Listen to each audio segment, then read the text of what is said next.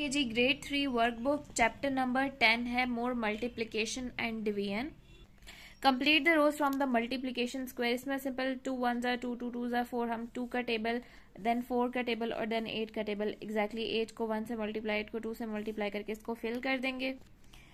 Use multiplication grid, ये जो ऊपर थी इन क्वेश्चन 1, जो क्वेश्चन 1 में थी, to help you find the numbers in the fact family for 32। 32 की फैक्ट फैमिली लिखनी है। 32 सबसे पहले हमारे पास यहाँ पे आया है, तो ये कैसे आया है, 4 8 ज़ा 32, इसी तरह 8 4 ज़ा भी 32 होगा। और इसको फिर हम इसको इसी तरह दोबारा लिखते हैं, लेकिन इसकी साइड चेंज कर देते हैं। लेफ्ट हैंड साइड को राइट हैंड साइड पे लिख देते हैं, राइट हैंड साइड को लेफ्ट साइड पे लिख देते हैं। उसके अलावा मल्टीप्लिकेशन के साथ साथ हमने डिवीजन भी लिखना होता है फैक्ट फैमिली में।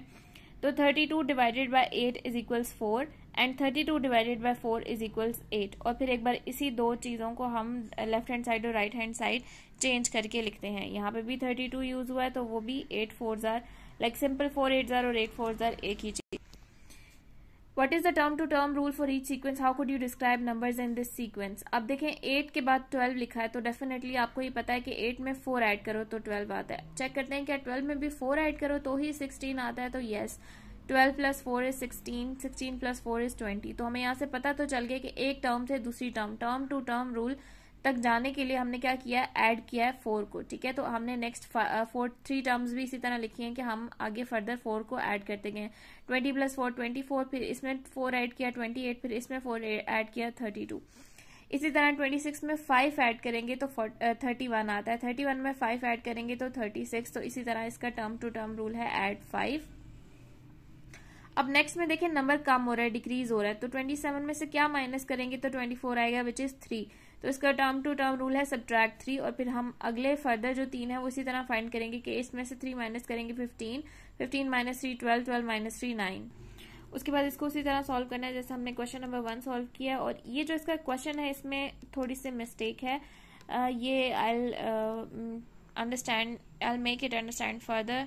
अभी ये क्वेश्चन इससे रिलेट नहीं कर पा रहा और इसकी कोई सेंस नहीं बन रही। Choose a number that is included in the multiplication grid twice. इस मल्टीप्लिकेशन ग्रिड में 2 बार जो नंबर यूज हुआ है उसको हमने वहां पे लिखना है, उसकी फैक्ट फैमिली लिखनी है। तो मल्टीप्लिकेशन ग्रिड में जो नंबर 2 बार यूज हुए हैं उनमें सबसे पहला है हमारे पास, अच्छा बहुत सारे नंबर यूज हुए हैं तो आप इसमें से कोई भी चूज कर सकते हैं। आप 12 भी ले सकते हैं, वो भी 2 टाइम्स आ रहा है, 18 भी 2 टाइम्स आ रहा है। इसी तरह जो भी नंबर ट्वाइस यूज हो रहे हैं आप उनकी फैक्ट फैमिली लिख सकते हैं। मैंने यहाँ पे 18 पिक किया है और उसके लिए मल्टीप्लिकेशन और डिवीजन की पूरी फैक्ट फैमिली लिख दी है। ठीक है, फैक्ट फैमिली के लिए आपको क्लियर कर दूं कि इसमें कोई बड़ी चीज नहीं होती। हमने एक ही नंबर को यानी अगर 4 2 ज़ार है तो 2 4 ज़ार भी लिखना होता है, और फिर उसके बाद एक बार उसको right hand side left hand side change करके भी लिखना होता है, और डिवीजन में भी यही काम करना होता है। ये टोटल एक नंबर की 8 फैक्ट फैमिलीज बनती हैं। Which numbers are included 3 times in the multiplication grid, explain. तो मल्टीप्लिकेशन ग्रिड में 18 जो है वो 3 टाइम यूज हुआ है, और इसका रीजन ये है कि 18 जो है वो 3 6 और 9 तीनों का मल्टीपल है।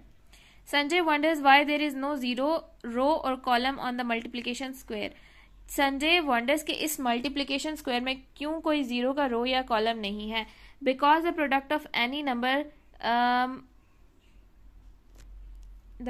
एनी नंबर मल्टीप्लाइड नहीं लिखेंगे, विद जीरो इज जीरो। जब भी कोई नंबर जीरो से मल्टीप्लाई होता है तो वो जीरो ही होता है, इसलिए हम यहाँ पे जीरो का की कोई रो नहीं है हमारे पास। ठीक है, यानी कि यहाँ पे 1 से स्टार्ट हुआ है, 0 से स्टार्ट नहीं हुआ, क्योंकि 0 से मल्टीप्लाई होता तो 0 0 0 ही आ जाता। Jingwa wants to write a sequence with the term to term rule 9। Where could she look on the multiplication square to get started. Term to term rule है -9। ठीक है, तो -9 के लिए वो कहाँ से स्टार्ट करेगी, टर्म टू टर्म रूल यहाँ से 90 से। 90 -9 81 -9 72, यानी ये है ना 9 जिसमें -9 हो रहा है, ये वाली वो रो है जिसमें -9 हो रहा है। अगर हम इसे बैकवर्ड चलें तो ठीक है, तो हम ये पूरी रो लिख देंगे, क्योंकि बाकी 2 रोज में ऐसा कुछ नहीं है कि उसमें 9 सब्ट्रैक्ट हो रहा हो, सिर्फ इसी रोज में, तो हम यहीं से लिखेंगे पूरी रो। एंड द रो 9 रो और 9 column is a good starting point.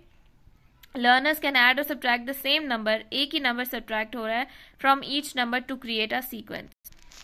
17 and 29 are two of the terms in a sequence. 17 के बाद 29 ये दोनों टर्म्स एक सीक्वेंस में. What could the sequence be? तो सीक्वेंस क्या होगा? What is the term to term rule? 17 में क्या ऐड करें तो 29 आता है, तो 12 ऐड करें डेफिनेटली. तो फिर आगे भी हमने सीक्वेंस में यही करना है कि हर अगले नंबर में 12 ऐड करते जाना है. उसका टर्म टू टर्म रूल है ऐड 12.